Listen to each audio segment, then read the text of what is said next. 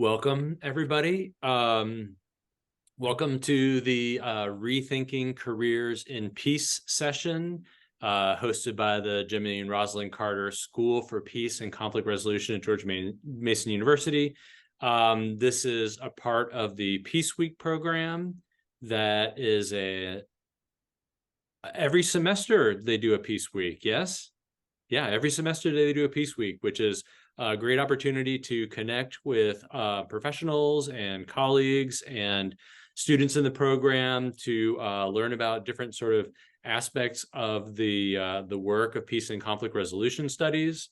I'm Mark Finney. I am a 2003 graduate of the master's program, which it was ICAR when I was there, the Institute for Conflict Analysis and Resolution. And I am now a professor of media and communications at Emory and Henry College down in Southwest Virginia. Participants, as you are coming in, hopefully you will mute yourself. If you want to ask questions, I want to encourage you to put questions in the chat, and I will grab them, as I'm going through the moderation here. And then if you want, there should be some time for questions at the end if you want to present your questions yourself, or you can put them in your chat and I will do that for you. I'm going to ask our panelists to introduce themselves, but let me just sort of, I'll identify them so that you guys know when it's your turn. So please help me welcome Charles Davidson. Greetings. You want us to actually go through an introduction right now?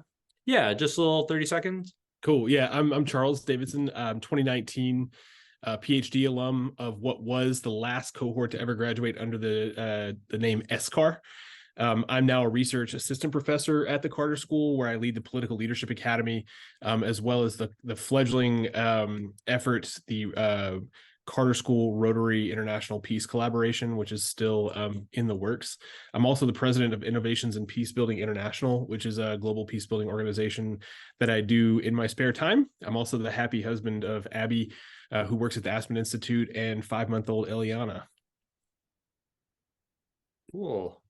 Thank you, Charles. Hold on, my screen just got all wonky. Let me fix that real quickly. Whoop, now it's even worse. Awesome. There we go.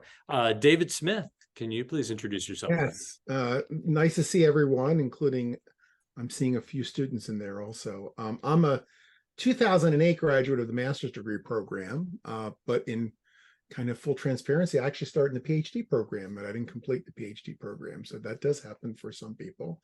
I'm kind of from a different generation. I came in with a JD degree, 25 years already working in the field, teaching in academia and conflict resolution, kind of part of that generation that started conflict resolution work before there were programs such as the Carter School. I'm an adjunct at the Carter School. I teach a number of courses, including this semester. I'm also the unofficial career coach and career advisor. I run a career seminar, which we actually start in a couple of weeks, and I'll give you some information about that at the end. Also president of something called the Forge Center for Peace Building and Humanitarian Education. Written a couple of books on careers. I was a U.S. Fulbright grantee, and just love to do this career work. So I'm glad that I'm here, and hopefully I can add something to the conversation. Thanks, David. And thanks, Charles. Let's see, Mistel Rubel. Sure. Hello, everyone. I'm Mistel Rubel. I am a 2013 master's graduate of what was then SCAR. And I have had a relatively linear career compared to some of the others here. I work in international development for an implementing partner of the U.S. Agency for International Development. And I work as the practice area director for our transitions program. And so that incorporates peace building work, as well as different things around social cohesion, political transitions, preventing and countering violent extremism, et cetera. And so I did my master's program at a few years into my career. I'd already started in international development, and then became interested specifically in the technical area of working in conflict mitigation and peace building programming. And so I've had the chance to gain some great skills through SCAR and then continue to hone my career and help head towards where I am today. So thanks. Thank you, Ms. Stell. Lindsay Burr. Hi, everyone. I'm Lindsay. I graduated from SCAR with a master's in 2016. I started in 2012 and had planned on a 2-year path. And then my master's thesis focused on Liberia, and the Ebola outbreak happened. So I had heard when you start a thesis, you never quite know what will get in the way of it, but I didn't expect Ebola.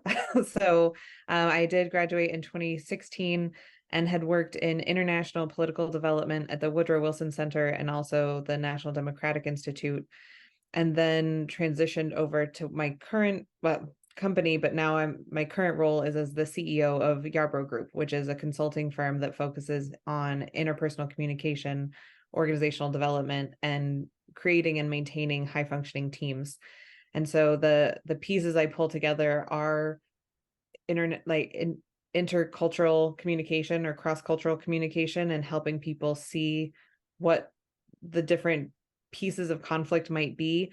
And I use tools from creativity and innovation, as well as leadership studies, to kind of weave all of those together to figure out how do we as a group navigate the systems we're in to have the outcomes we want. And I'm excited to talk to you today about all of those pieces and how we weave in peace building to a lot of the different work that I do. Great. Thank you, Lindsay. And David Alfer. Hi all, David Alfer. I am a 2005 graduate of the master's program, that same older generation that was still going to ICAR at that point, and went into the PhD program, graduated from there, defended in 2011. I have currently work for USAID as what's called an integrator, conflict and violence prevention integrator.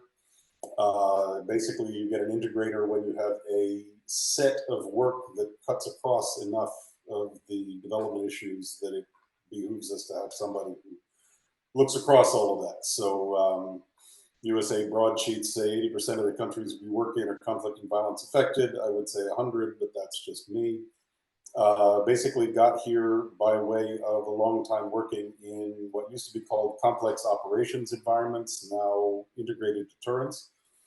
That is places where you have development, humanitarian, and combat operations all trying to put a place back together, or at least keep it from blowing apart anymore. So a lot of work in Iraq, working with NGOs, and I headed up the US office for a British peacebuilding organization here in DC for 5 years, before coming into USAID first as a fellow studying countering violent extremism, and then as a humanitarian assistance advisor to the military for the Iraq and Syria responses, finally coming into the current position now. So happy to, looking forward to any questions, discussing any of that, and talking with all. Cheers.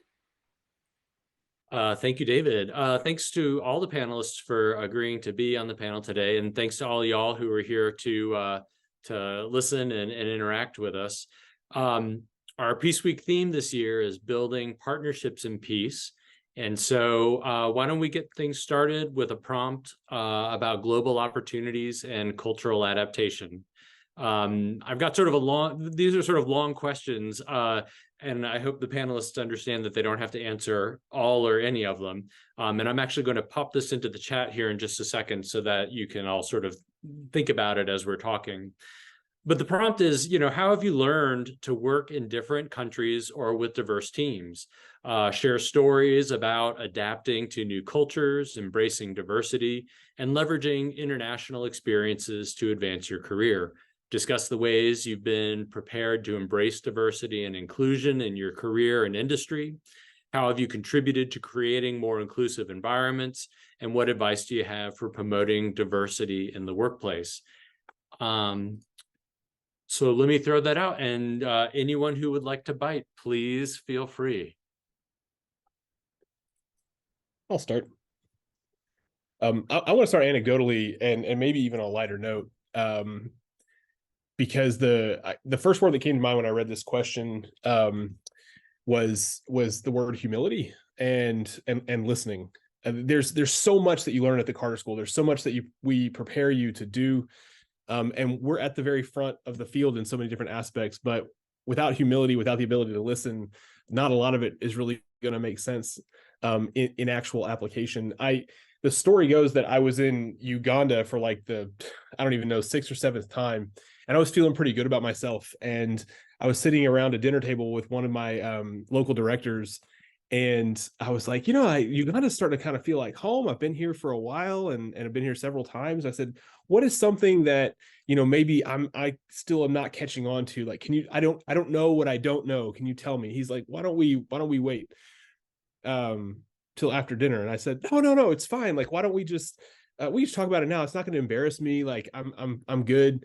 He's like, no, really, we should wait. And at that moment, his children and his wife started to laugh. I was like, what is going on here? Like, what am I missing? He's like, really, we need to wait till after dinner to talk about this. And I said, no, just hit me with it. Like, what is it that I'm doing wrong? He said, we don't speak while we're having dinner. And I said, right. I shut up. And in that moment, like creating a faux pas, I realized like, it doesn't matter how many times I go cross culturally. Like, I am not going to be from Uganda ever. And if I ever want to succeed in my work, I have to put Ugandans in front of me. And it doesn't matter how much I learn within this space, I have to put Ugandans out in front of me if what we equip you with at the Carter School is going to succeed. So humility and listening is where I landed with that question.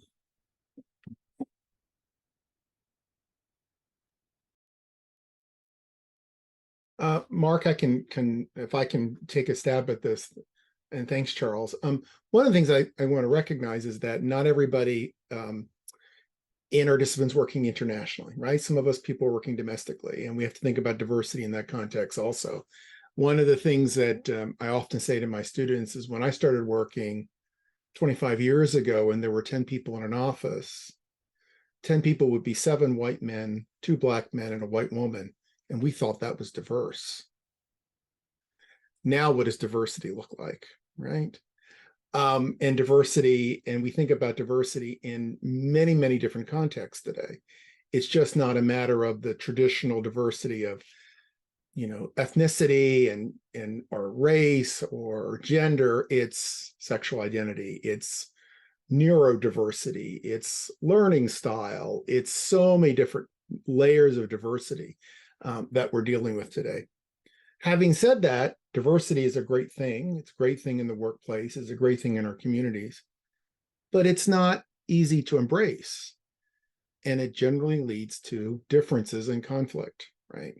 So anywhere there's diversity, and diversity will continue, there are going to be situations where there's going to be misunderstanding, and the need for people to kind of intervene to try to make things better will be there for people who do our work.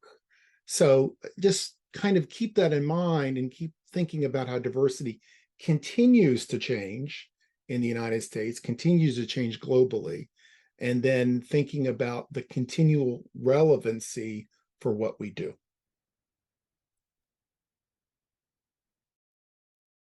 I've got some things to say about this too. I think one of the things that I really use in terms of thinking about pulling in global experiences, I've traveled significantly. I've been to over 40 countries and worked in a handful of those. And one of the things that I love is that you learn and you see so many different ways of living. And that whether you're traveling domestically or locally, or even getting to know one community really in depth, you're learning that those sociological points of view of how people come at things from different perspectives, and using your knowledge base of that to be able to, once you have humility and have listened, have the confidence to speak those differences.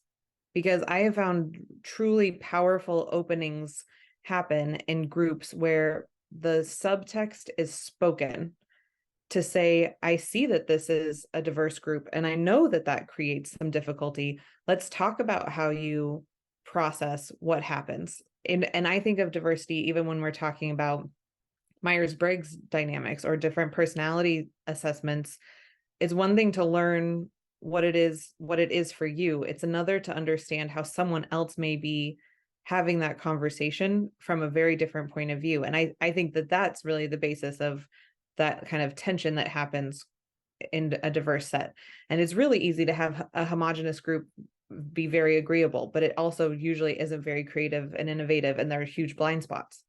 And it's the illuminating of those blind spots that also can cause some difficulty, because if you've never thought about something from a point of view and you hear someone describing it so differently, it can be disorienting. And so I think of part of the job that I have is to shepherd people through discovering themselves so they can discover other people, so they can actually understand differently, that they will never fully understand someone else's point of view, but also can learn and grow and be confident that their point of view is still valid and the other person's point of view is still valid. And now what do we do?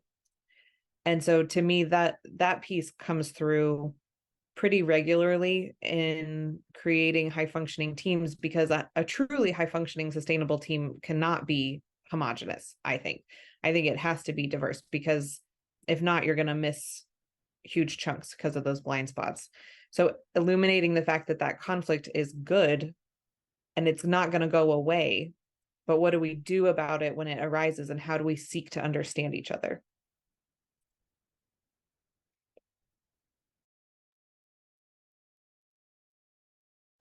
I can give a few remarks.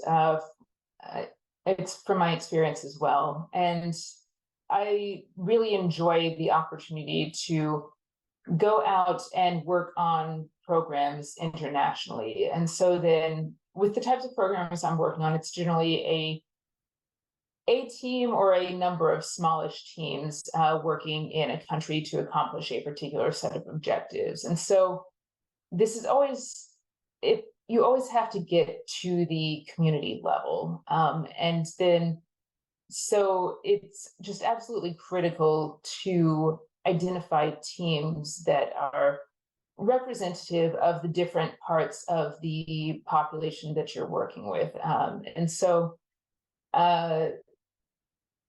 particularly if you're working in situations where it could be an active conflict situation or something like that, and you're bringing teams that may be across different religions, ethnicities, other different experiences, it's really important to give an open space and set ground rules for mutual respect. And I learned so much from these situations, but just being certain when you're in that space to, for one, open the opportunity for people to speak of their experiences and different narratives. And sometimes if you are in a conflict situation, people don't have the same, don't have even the same concept of their community or national history, and being able to facilitate spaces to open that kind of discussion can really be a helpful tool to start with, and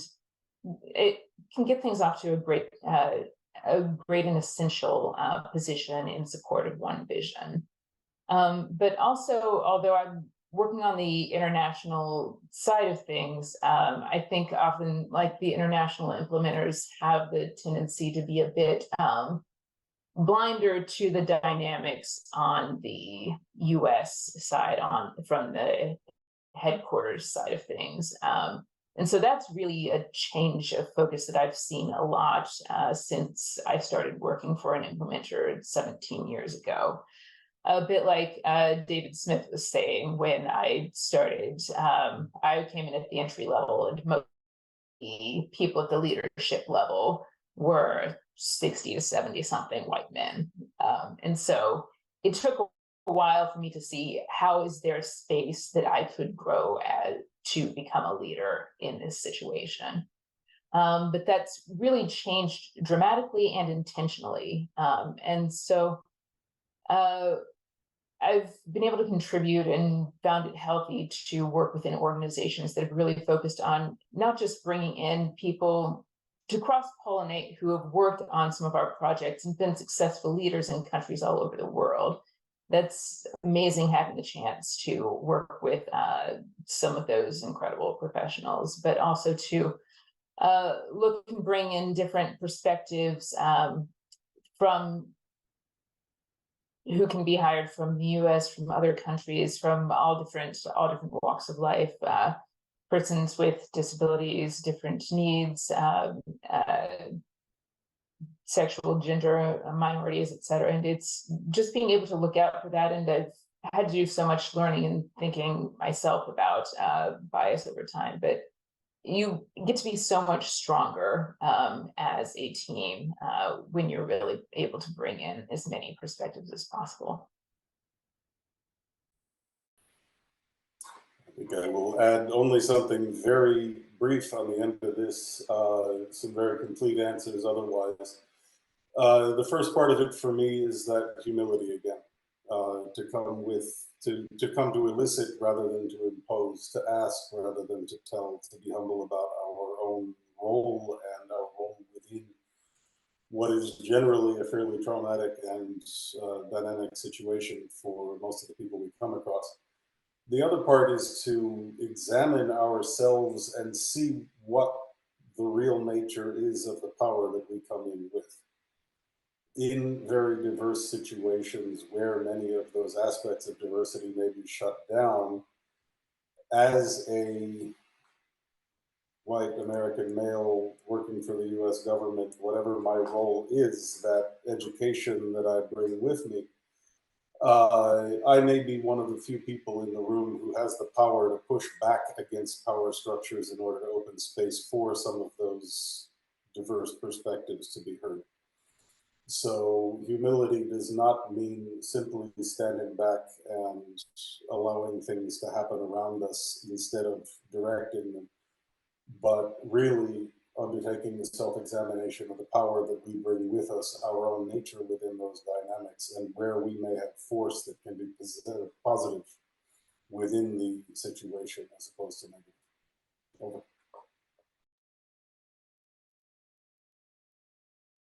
Over. I'm already enjoying myself. Thank you all for those really, really wonderful answers. I wonder if I might use something Mistel said as a segue into sort of the next question. You know, Mistel talked about identifying where the space is that enables us to grow into leaders.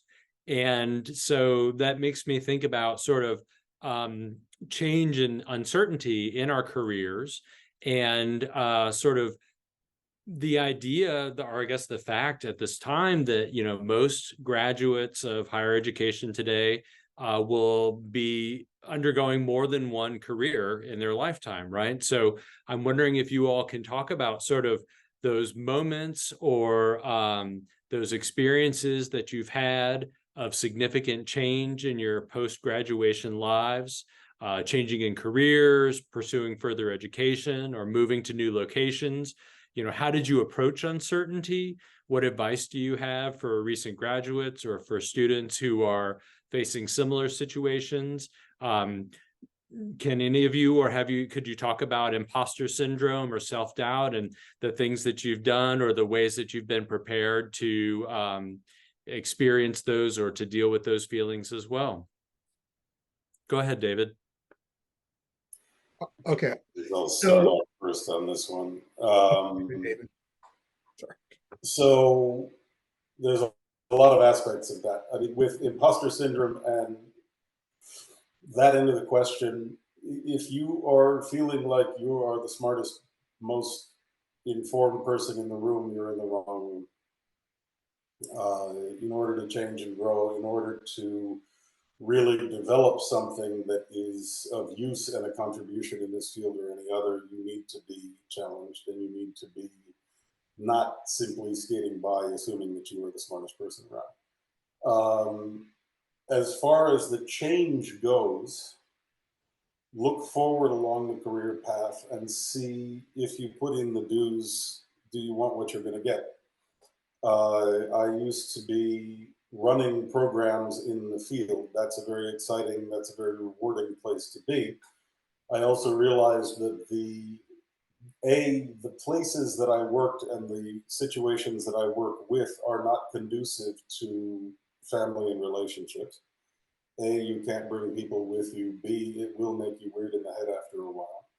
But the headquarters side of implementing programs in the field made me want to throw myself out a window. I didn't want it. I did not want to be in that side of things. So analysis, advocacy, policy advocacy, those were things that I found that I wanted to do if I was not running programs in the field.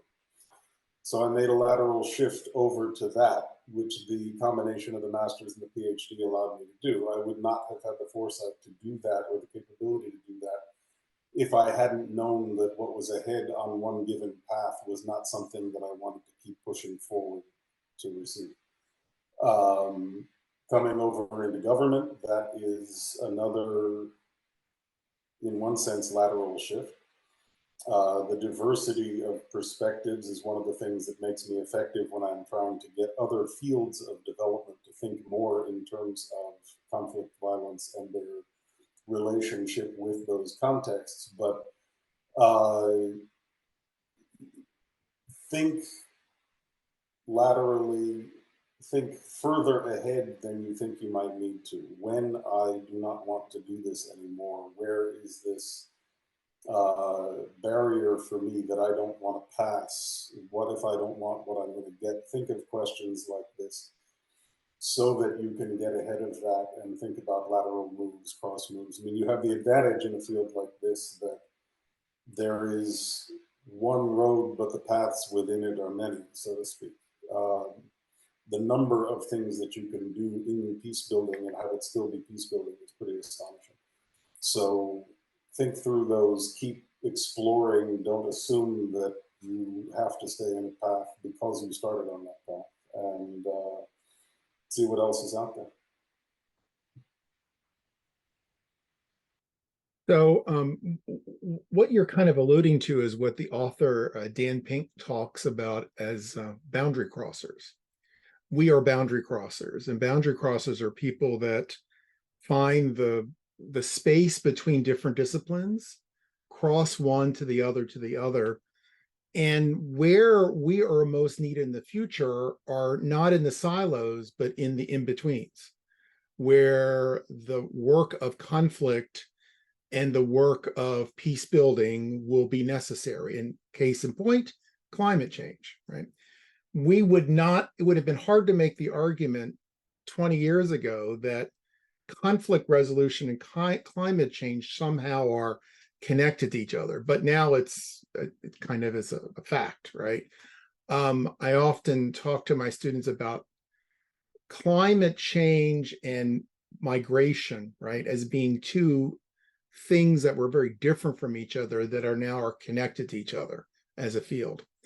And you can think about, we're only limited by creativity. We often kind of finds ourselves in the same corners, in the same spaces in which we operate, not recognizing that conflict is the substance of life and is everywhere.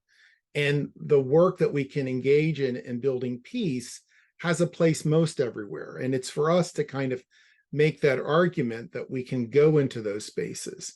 There are many places in which we have not made a difference, for instance, in the political space, for instance, in the halls of Congress, of all places, where we have had very, very little impact. Think about where those spaces are and go to those spaces and see if we can make a difference there.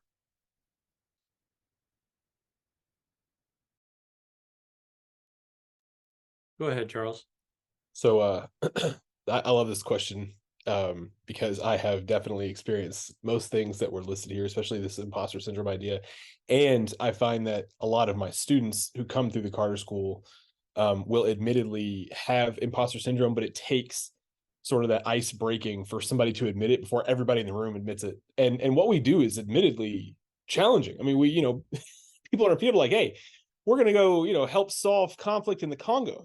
It's not a small thing that we're setting our minds to. But on the flip side, if you are in this space, if you're an undergrad, master's, PhD, like what you also have to realize is that you're in one of the best schools in the world for this. And it's this sort of the flip side of what David said. Alfer, I think is how you pronounce your last name. It's the flip side of what you say, because what you said is true. If you think you're the smartest person in the room, it's time to take a step back and reassess what you're doing. That's right. On the flip side of that, what I try to tell my students is you're going through a program that puts you in a position to know more about conflict and its resolution and its theories, skills, applications, and ideas than 99.9% of the people in the whole world, because you're going through this system. And so there is a certain amount of stepping up in confidence and relying upon the education that you've been given, that indeed it might be challenging, but you're not an imposter. You're there for a reason. The other thing I'll say at this point is that there is this trend post-education that I have found, that I heard while I was at the Carter School. I can't remember who told me this, but it sort of loomed over me until I've seen it happen to myself and other people, where if what you do turns out to be successful, oftentimes you'll get critics saying it was going to work with or without you. And when your ideas fail or they come up needing to change, people say, look, you didn't know what you were doing to begin with. And so you're in this catch-22 in the field of peace building, unlike hardly any other field. Like if you go to the doctor and you get healed, the person isn't going to be like, well, look, the doctor, with or without the doctor, you would have been cured, right? Nobody gets that in the field of medicine. But for whatever reason in our field, we can be taken for granted. And I wanted to throw that out there, that I'm sure everybody on this panel has heard some version of that. And especially if you're coming up through the Carter School, that's something you kind of just have to deal with. But don't let that lead to imposter syndrome. I would just say you belong and keep going. I'll jump in next because Charles spoke my mind on a handful of things, so it builds nicely, which is what the way I went about building the classes I took at the Carter School was that I followed my interests, and I was interested in a lot of different things, and so I wrote one paper on the voting machines in a certain county in Ohio and like the outcomes of that. And then I would write another paper about the Catalan region and why they broke off from Spain, but can't really break off from Spain. And then wrote about the dynamics in Tunisia following the Arab Spring. And then wrote about, Icelandic religious history and why the homogeneity of Iceland meant that they could switch from pagan to Christian overnight. So I followed my interests, which meant that then I realized other people were writing about the same conflict in every class because they already knew the one that they wanted to work on, right? They wanted to go to Uganda and they knew exactly the type of conflict, exactly the type of space they wanted to be in. And I kind of looked around and was like, was I supposed to have been doing that? And the answer was no. One of the things that I've done is followed the things I was really interested in. And that's worked out well in terms of setting myself up to then have jobs that I'm really interested in, right? I was interested in creativity and innovation. So I started going to conferences about that, learning about how to do that, and I could integrate that into the work I'm doing. And so it was kind of this twofold feeling of I love everything I do because I'm following my passion, and I felt like I didn't know enough. And what Charles was saying about, by the time you graduate from SCAR or ICAR or Carter School, you know more about how conflict dynamics work than 98% of people. And I started to take it for granted that everybody knew this now, because it seems like it's so potentially intuitive, or if it wasn't intuitive, you have this aha about how it might work and you've worked hard at it, and it comes to be kind of how we breathe and move through space. And so realizing that we have great power to show up and say, actually, if we just if we have an agenda and set some expectations, that already is going to reduce some conflict, whatever we're talking about. We have these tools in mind about how to move through spaces and help people move through them similarly. I love the example of the boundary crossers. Like, we can bring in all these paradigm connections and help people understand what it is we're going for, while serving the group. So it's not, here's what you have to do and this is the outcome it has to be, right? It's always something magical that happens with working with a group of people that is in conflict or really cares about the outcome, because it's always going to be so much more than any one person could have designed. I find that to be true. So the imposter syndrome, I think, sneaks in when you're either had been the smartest person in the room and aren't anymore. So if you've changed careers, you're like, why did I do this? Or if other people don't understand the process or what you know, so they can't be an ally in the same way.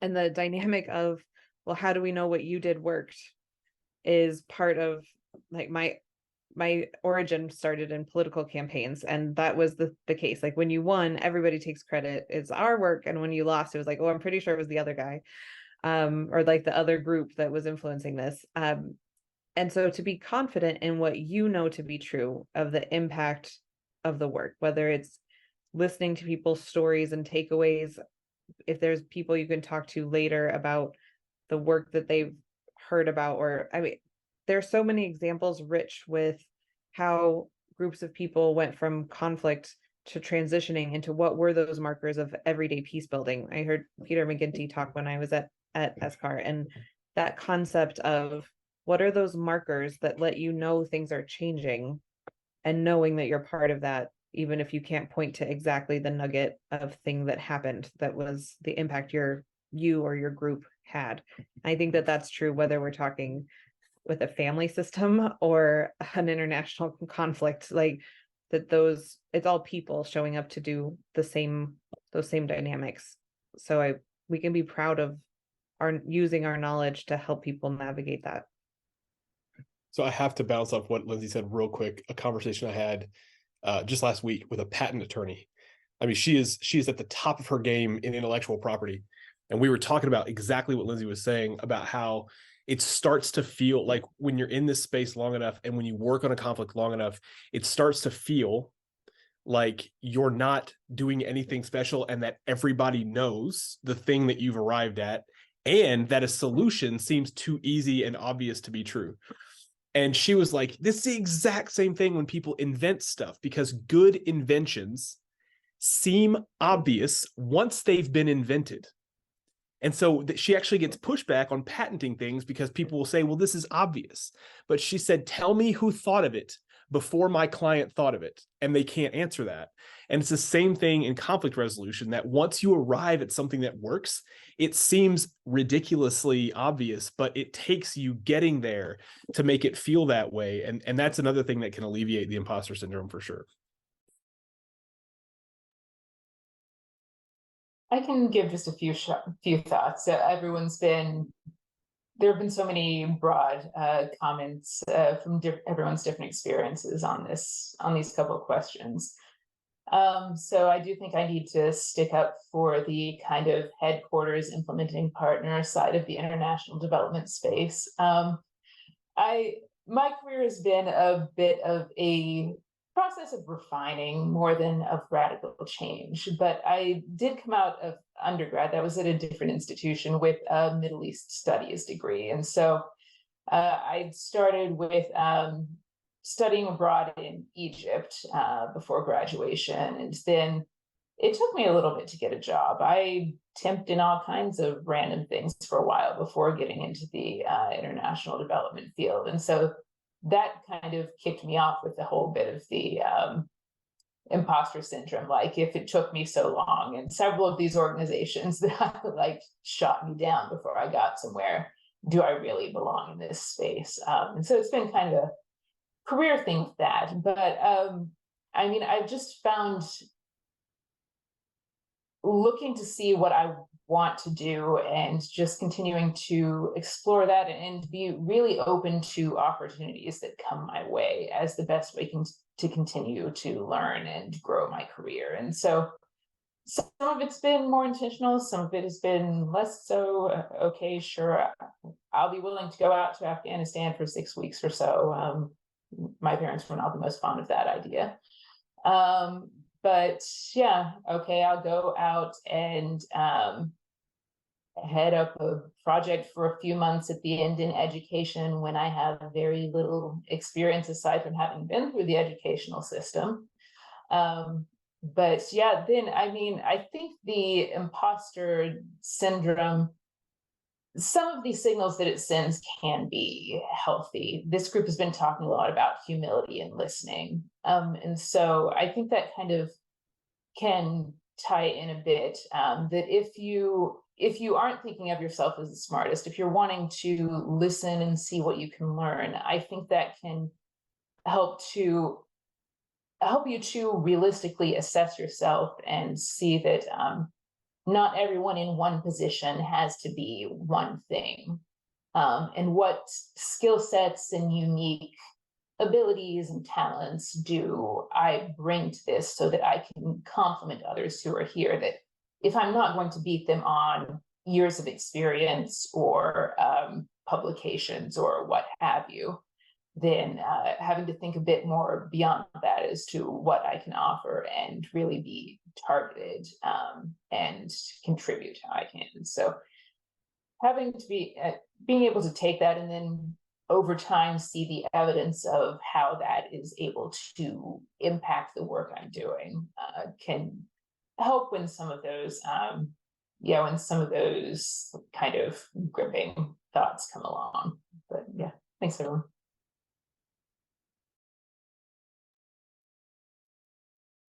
I'm waiting for the train to go by. We have a train track that runs just adjacent to campus, and it has just gone by rather loudly in my office. So one of the things that I'm acutely aware of, because one of my roles as a media and communications professor is that I am training students to become professional communicators, and the technology that we use in communications, both as professional communicators, but also in our daily and other lives, is also something that changes on a day-to-day basis. The influence of different technologies wax and wane. I'm wondering if you all have experienced, I'm sure that you have experienced, maybe that's a better way to frame it. I am sure that you have experienced disruptions in your careers or in your lives, or you've experienced and observed other groups in conflict, perhaps, who have experienced disruptions on the basis of technological change and advancement. This seems like something that will never go away in terms of its impact and influence on our professional worlds. So I'm wondering if you all can talk about or provide us with some insights on sort of the continuous learning and staying ahead that you do to ensure that you don't fall too far behind, or to ensure that you can help people understand the role of communication, and especially communication technologies. I can take a stab at that. I want to turn the question a little bit if I can. One is to think of yourself and the ways that you use technology to advance your career, as opposed to how you're seeing people use it, even though that certainly is relevant. One of the things that's interesting is I started my career when we just had a telephone and we had mail, right?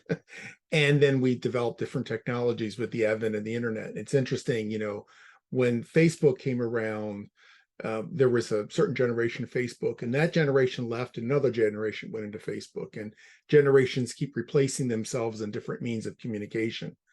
One of the things that's really important is to recognize that as far as your career is concerned, using the most widely kind of accepted means of communication is going to be important, whether that's X or probably not Facebook, certainly LinkedIn. All these things become really important from a social media standpoint in how to communicate. So I'm a big advocate, for instance, of LinkedIn.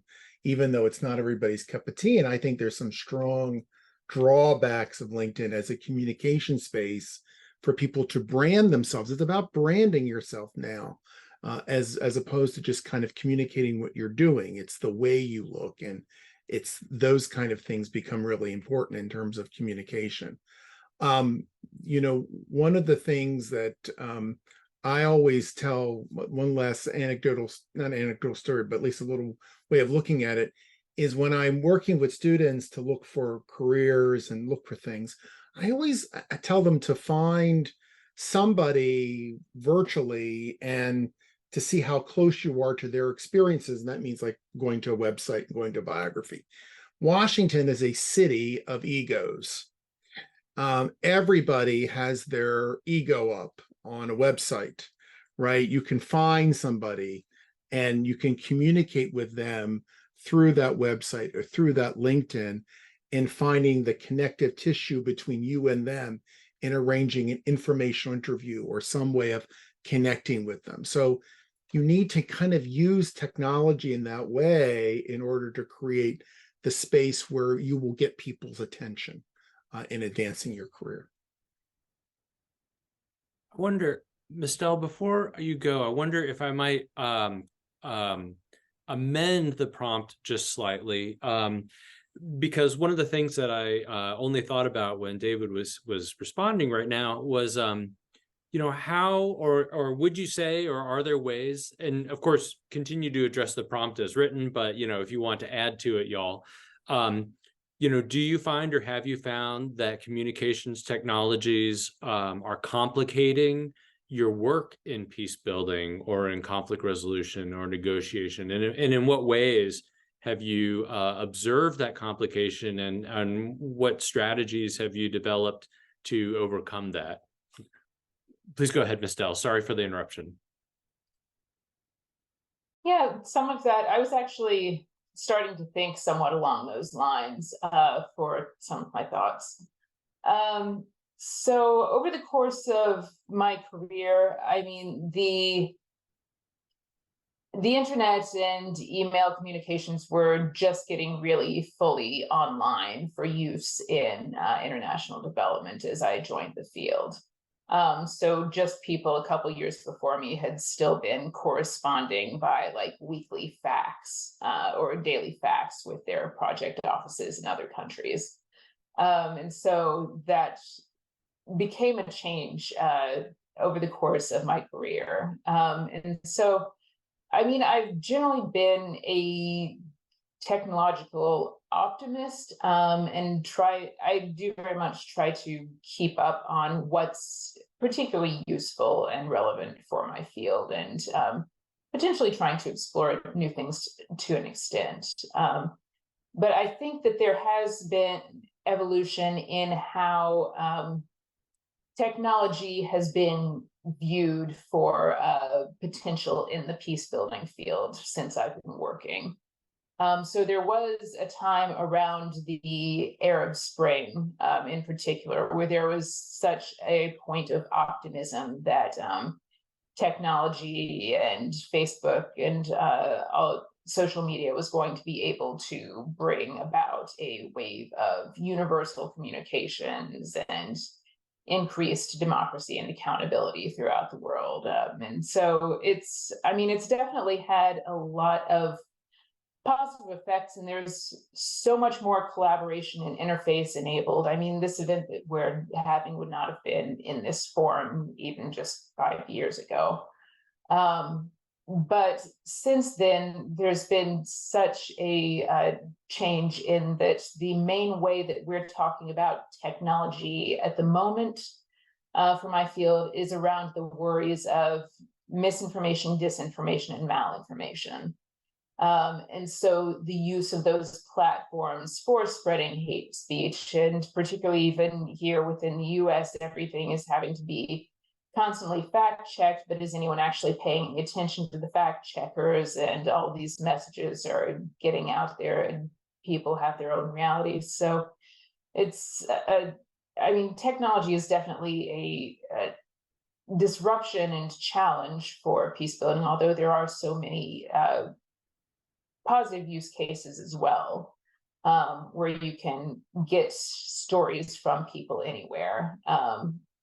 But yeah, there's a lot to worry about, and that we need to be concerned about, particularly in like data privacy and confidentiality when you're working in conflict situations. And like if you're working in a country where the government's cracking down on activists, for example, having to make sure that you're being very conscious about what data you're storing, what communications platforms you're using, are they encrypted, secure, etc.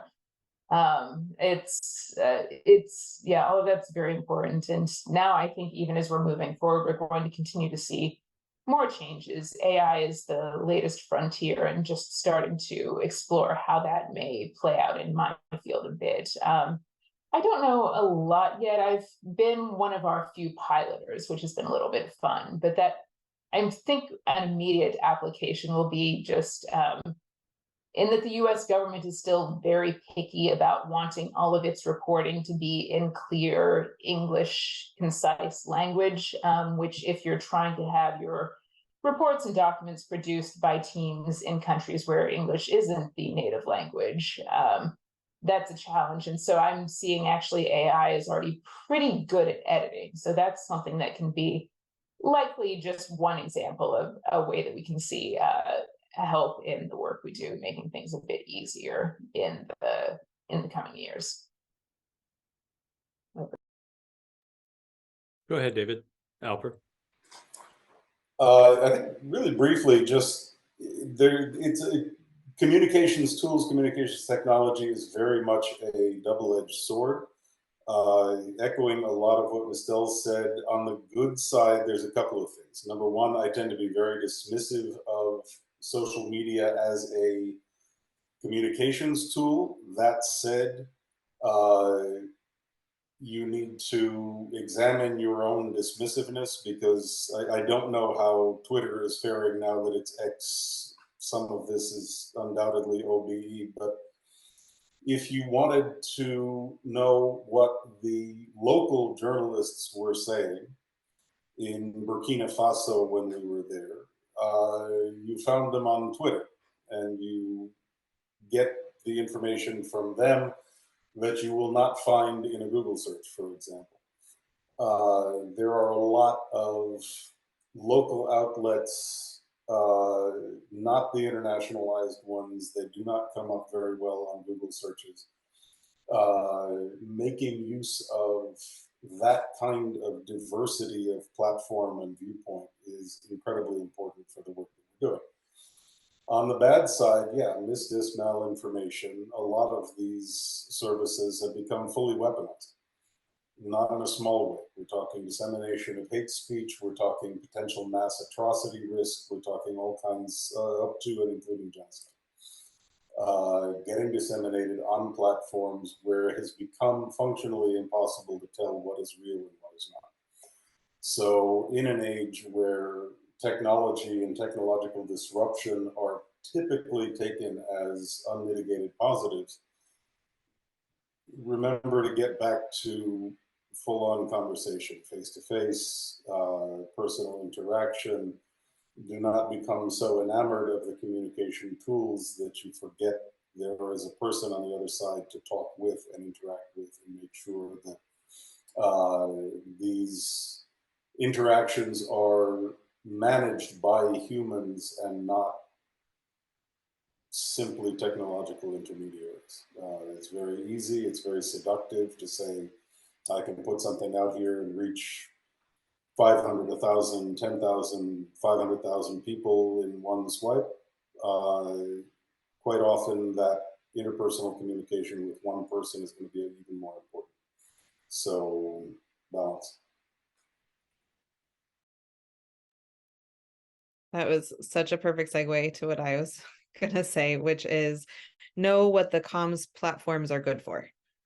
So if Twitter is good for knowing what's going on the ground in this one particular case, awesome. Is that the best way to talk about what you're frustrated with a smaller group or with your friends? No.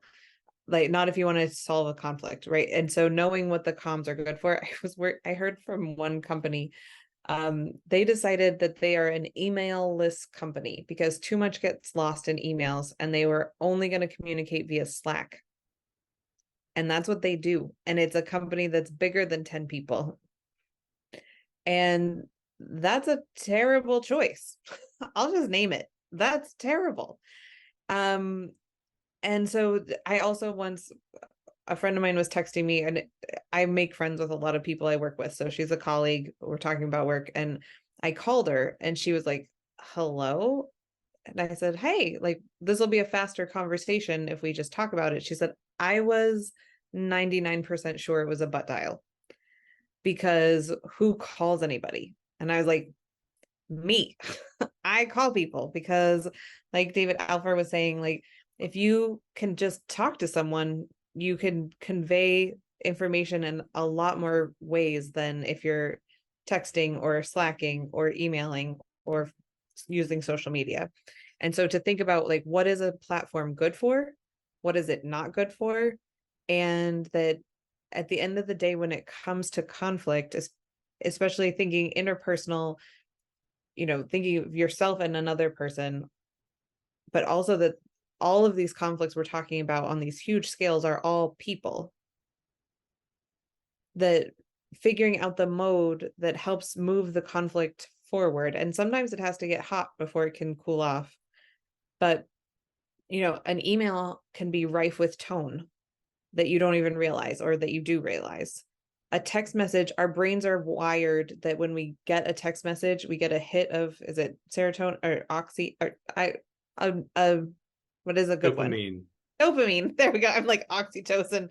No, but like, yeah, you get a dopamine hit, which is why getting a bad message through text is way worse, because you get this dopamine hit and then you get bad news, and it's like our bodies kind of go, rrr, rrr. So thinking about, even in the way we talk to each other, being thoughtful about that, because thinking that through on our micro scale in our own lives might help us illuminate different patterns that are happening on a global scale or in the work that we're doing with larger groups.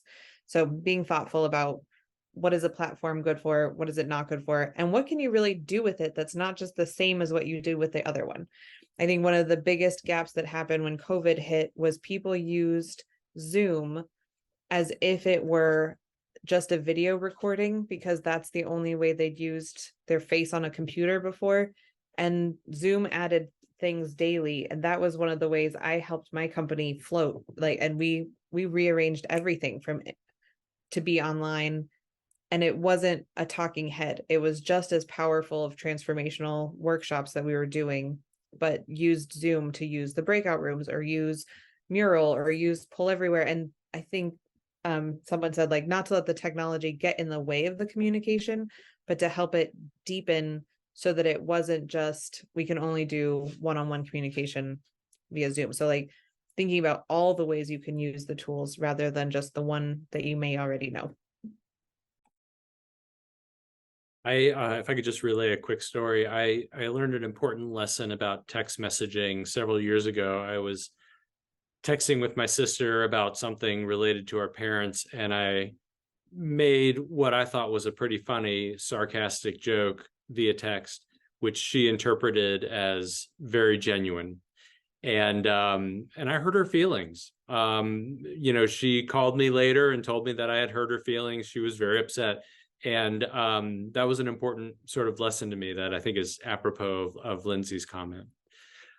We've got just about 20 minutes left in the session. And so I think it's a good time for us to kind of take a break from presentation and ask folks if they have questions for us. If you, those of you in the audience, again, we're grateful that you're here, and I hope you will just sort of unmute yourself, maybe one at a time, or maybe raise a hand, and we can call on you to avoid, talking over folks. So if you've got a question now, you could put it in the chat thread, or if you'd like to raise a hand, please feel free to do so now.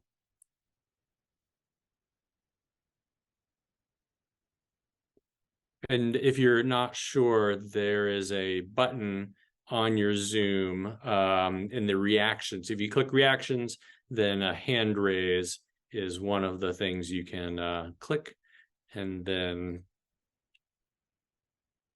that'll let us know that you're there.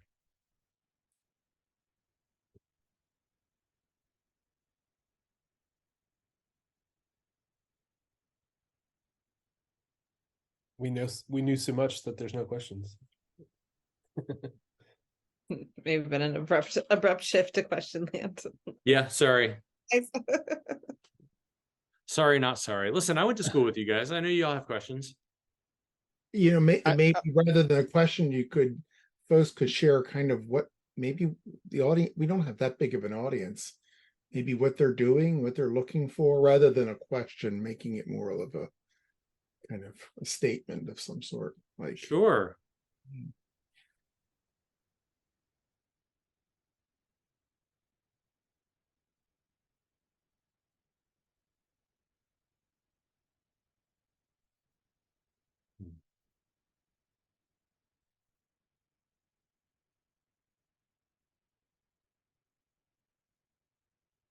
Okay, in lieu of that, let me pitch another one at you all.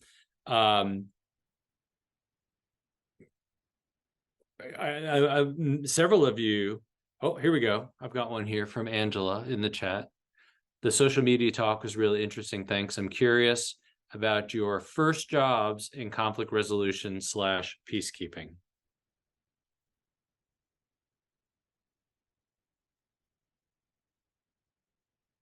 I can start off probably because I probably started the field before anybody else in the room.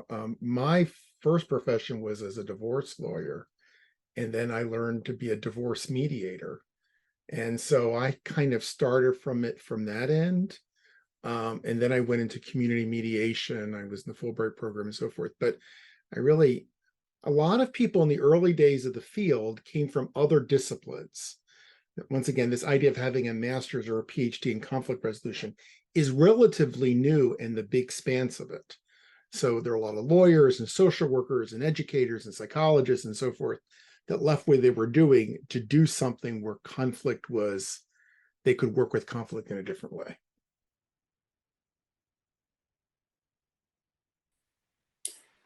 I think I went, and yeah, totally with David's experience. I mean, when he and I first got into this field, it was a field you had to find.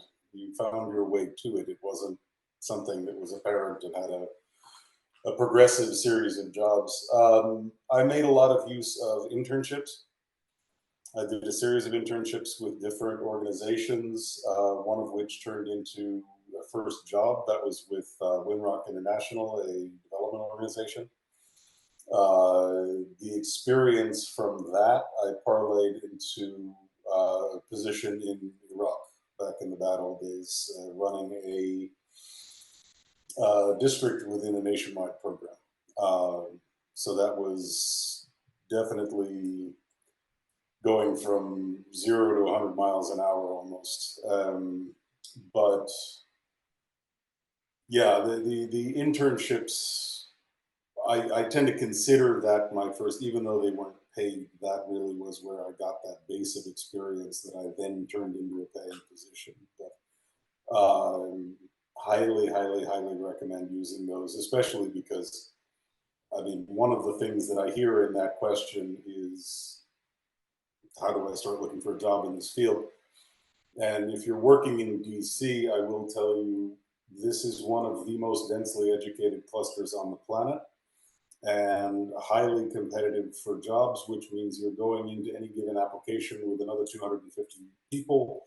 And the first question that any hiring manager is going to ask, looking at, and this is a phenomenal degree you're getting, but the question that goes along with it is, you and the other 249 people, so what else do you have? And having those internships, having that some form of practical experience that says, I got even that's a mediation certification, if it's an internship, if it's whatever that is that adds to the academic side of it, so that you get ahead of the rest of these applicants.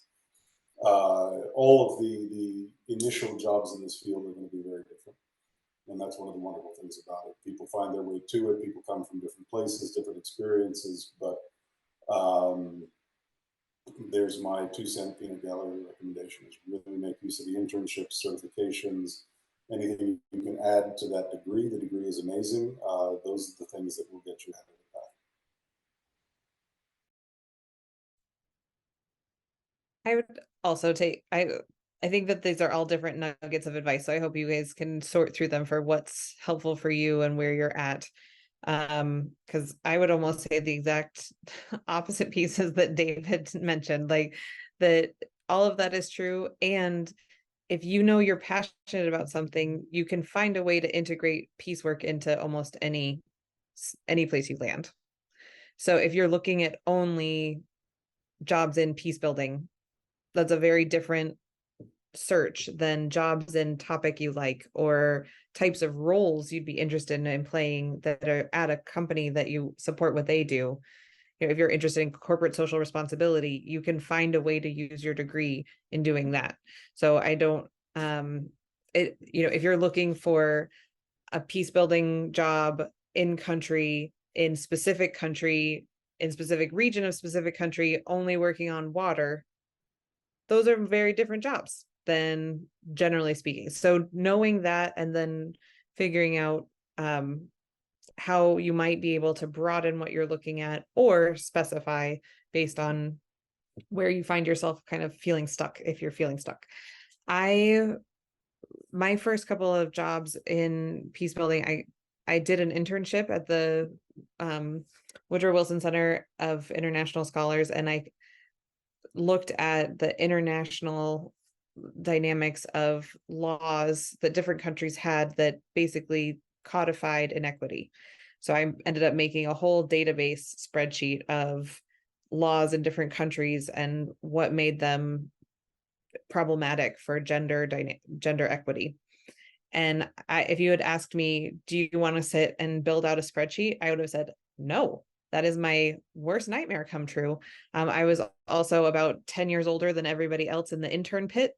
So but I found a chair and it was fascinating. So figuring out the passion piece drew me through the reality of filling out a spreadsheet. The other thing, the next kind of job that I overlapped with that was at the National Democratic Institute. And I actually used experiences that I had from previous jobs as a way to make myself appealing for that job, and then could also use my newly acquired peace building knowledge there too, or conflict knowledge there. So it was kind of like chicken or the egg, like to choose, what are you going for, a job in peace building? Are you going for a job in where you can use your degree, or are you going for a job in a topic? But no matter what, you'll likely find a way to use the work you're doing at Carter School. Yeah, it really is cross-cutting. I started just with launching into international development. And so a couple years in, I hadn't really identified a specific sector exactly ahead of joining that field that I was interested in. And so a couple years on, I had the chance to start working on a project that was working on cross-sectoral reconciliation, social cohesion in Lebanon. And so that was the first experience that I really had with the peace building field. And so it just hooked me pretty quickly. And actually someone who was involved with that team is who recommended ESCAR to me.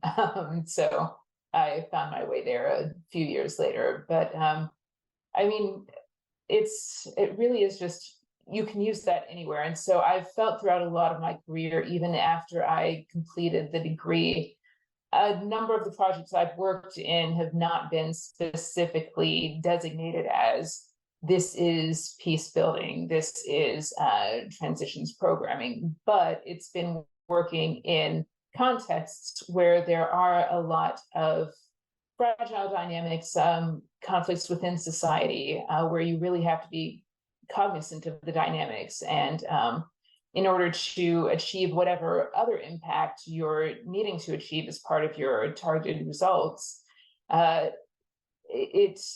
being able to bring in that conflict resolution lens and the practices and everything that you've learned from the Carter Center, that just gives you an incredible leg up, and you can apply it throughout.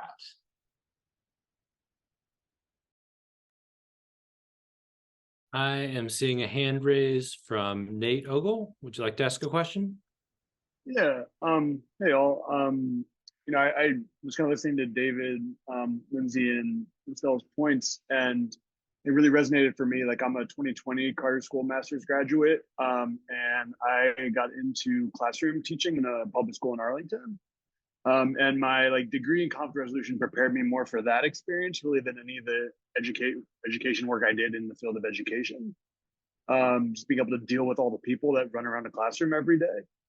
How to communicate with them effectively. And currently I'm actually trying to pivot from teaching to kind of work in policy or conflict space. I do feel like I'm kind of at this point where things are diverging. Either I go into kind of peace-focused peace building work, or I use the skills that I developed at the Carter School to then, take my skill to something I'm interested in and let those soft skills kind of make me an effective part of an organization. And I'm kind of thinking, how do I build a resume that reflects all those soft skills, but still also has the hard experience that people want to see in the field.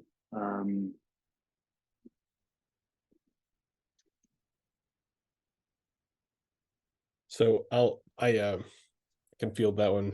Hi Nate, good to see you again. Hey Charles, good to see you again.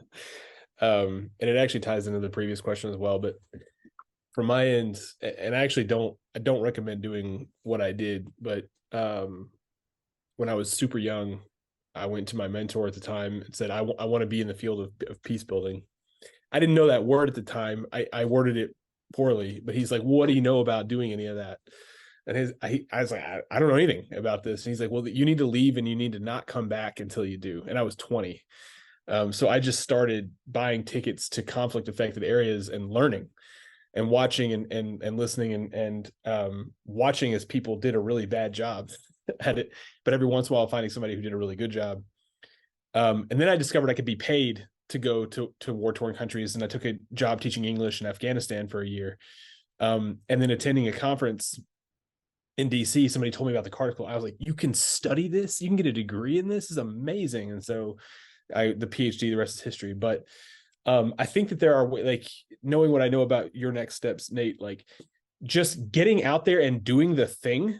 And, you build a resume by getting involved. And it doesn't necessarily mean that you have to get a job or a career, et cetera. But I will tell you this, money follows passion. And, I got the privilege of hiring several people in the past few years. And yeah, the resumes poured in, but it was obvious that there were only 4 or 5 people of the, I don't know how many dozens of applications who actually were passionately pursuing this field. And, you kind of have to grit your teeth with the money thing for a while. My goodness, my first income tax return when I was married was $5,500 for the entire year. We were not making money. But we put ourselves in front of the field, and eventually people say, hey, Nate's really in this. Let's hire him. And it's sort of what Ashton Kutcher said, that there's no such thing as luck. It's just where hard work meets opportunity. Thanks, Charlie. Really quick thought on something that you said, Nate. I would say don't use the phrase soft skills. Skills are skills. You have learned how to analyze, that's a skill. You're a teacher, you are a trainer, that's a skill. Soft skills, calling something soft skills is inherently self-denigrating and immediately puts you into a position in the mind of someone hearing you as second-guessing yourself, soft-pedaling what you know how to do. How to research, how to analyze, how to get up in front of a group of people and advocate for a position, how to train, how to teach. All of these are skills. They're not soft skills, they're just skills. So the more you can deconstruct what it is that you know how to do, pull out those individual skills and represent those on a CV as this is what I know how to do and what I'm good at and what I will pursue, what I bring to bear on whatever position this is. And if you're talking about policy and advocacy work, you're talking about, in some senses, a very different skill set than peace building, if you think of that in the physical, mediatory kind of a sense. But there is actually quite a lot of overlap. Regardless, you pull out those skills, you represent them depending on the job you're applying for. I had many different CVs until my current one is just long enough that it includes everything. So, but until you get to that point, if I am applying for a policy and advocacy job, I have a CV that highlights the policy and advocacy skills that I have. If I am applying for something that's much more program implementation, I had a second CV that highlights those things as opposed to some of the others. So you tailor it, you bring it out, but I would strongly recommend lose the term soft skills. They're just skills. What you know how to do is incredibly powerful stuff, and those are extremely sought after within organizations, even things like how to analyze. That is one of the most forgotten things that you get out of a program like this when it comes to putting together a CV. So many people do not put down I am a good analyst, in whatever terms you want to phrase that, but very, very strong capability coming out of this field, often not represented in the least. So really just bring those up. Don't call them soft skills. They are skills, and they are very, very valuable. I'll just add one other thing real quickly, and this is something that I am attentive to because it's something that I'm especially bad at, and I'm only really learning how to do, and that's to take advantage of your network. If you are not already a member of the Carter School Alumni Association, then you should join. Charles is the chair of the association this year. I believe the plan is to, have regular newsletters for the association. So there are opportunities to connect with others of us who are in this program. And then, of course, you almost certainly have networks of other folks. All y'all have networks of other folks that we can connect people with. And so networking is an important thing to cultivate. And that's worthwhile. We're going to run out of time here in a few minutes, but I want to ask you all just real quickly, you all panelists, where is this industry headed? Where do you think that what's the direction of the industry as we run out of time here? Just in a few words or less, where do you see this heading in the next decade? How can recent graduates or up and coming graduates prepare themselves for trends that you see on the horizon? I'm going to go first because I'm actually shooting a video for the Alumni Association in 15 minutes, and I got to run across campus. Thank you, everybody, for coming. It's been a wonderful panel.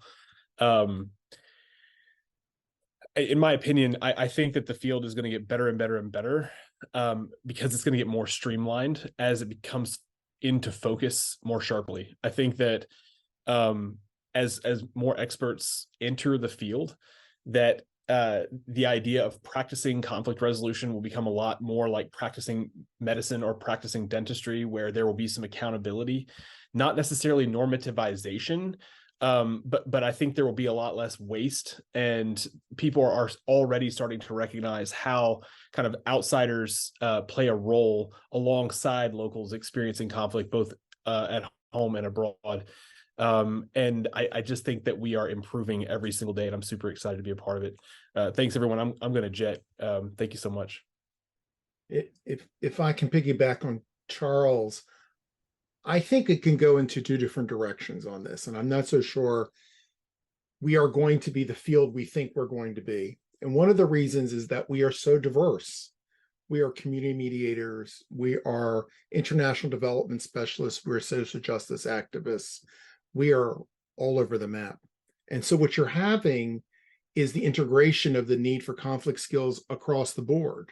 So the idea that a human resources person would have conflict resolution skills, or a hospital administrator would have conflict resolution skills. That's not unrealistic to think about that, right? And then where is the need for the outside conflict resolution person who come in if people already have those skills? So in some ways, you're going to see more and more of that. I mean, when I tell students to think about careers, if you're looking in LinkedIn or you're looking in Indeed for the job that says conflict resolution or peace building, you ain't going to find nothing. There's nothing there. What you need to do is you need to look at the description of the job and find number 4 is conflict resolution in a job that's called senior manager or something else. And that's where the integration is going to take place. I think in some respects, there will be a standalone field, but the standalone field is probably going to be dominated by people who are coming from a certain profession. So the attorney mediator, for instance, and that is, I think, is still going to be there. And maybe it will happen maybe in other fields like social justice and international development. But we don't put all your money on the horse that's saying we're going to have a defined field in the future. That just may not be the case.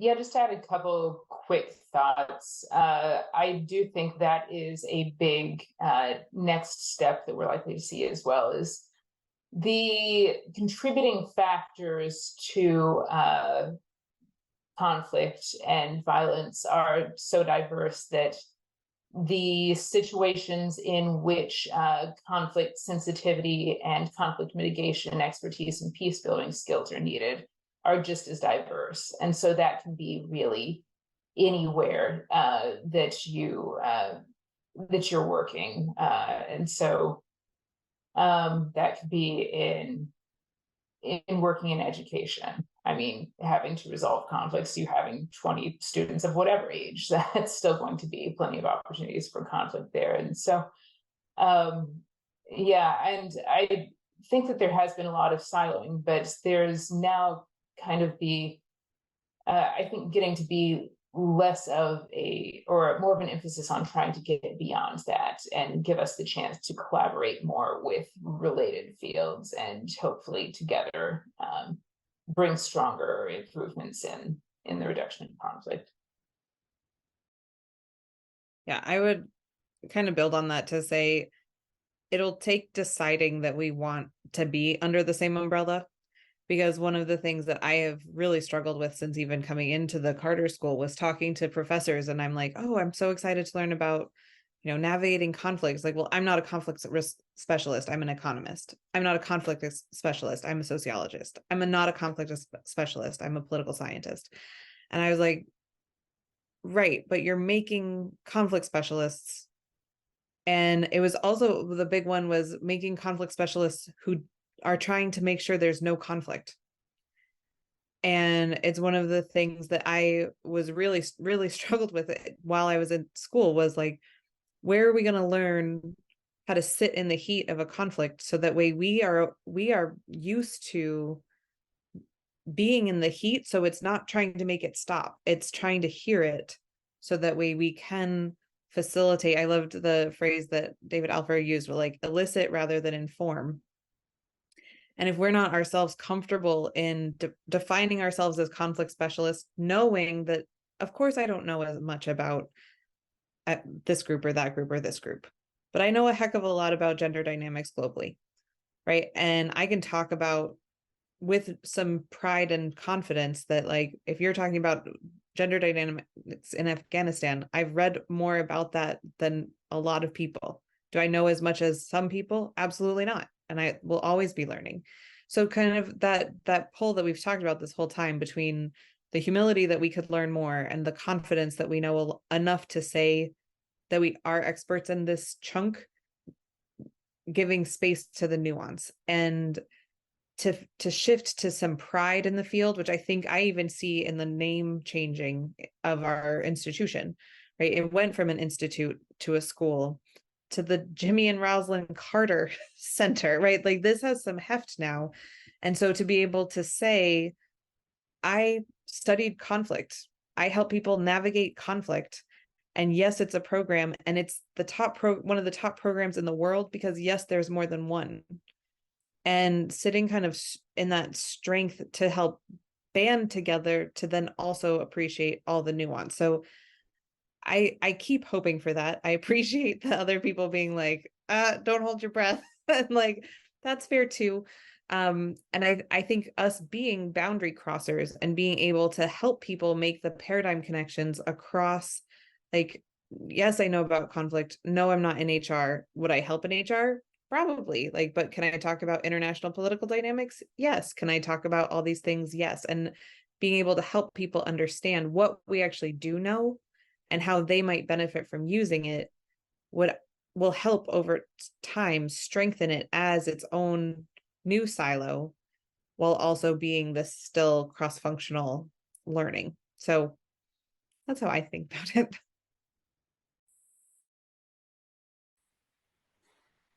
So I think there's two things going on the international side of this.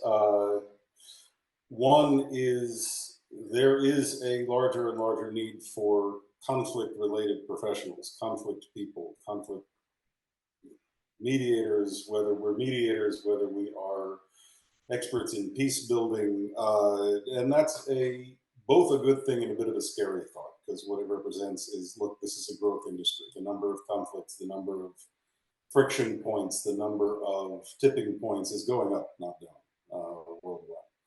And the number of places, coming from USAID, the number of places that USAID works that are increasingly conflict affected increases year by year. If you asked me to come up with one that is not conflict affected, I would have to sit back and think about that for a while.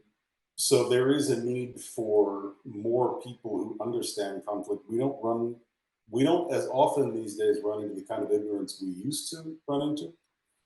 I have no idea what that has to do with my agriculture programming. I have no idea why you're here or what the importance of your work is. Less and less of that, because it's getting more and more obvious that, yes, this is critical stuff and you can't get away with not dealing with it.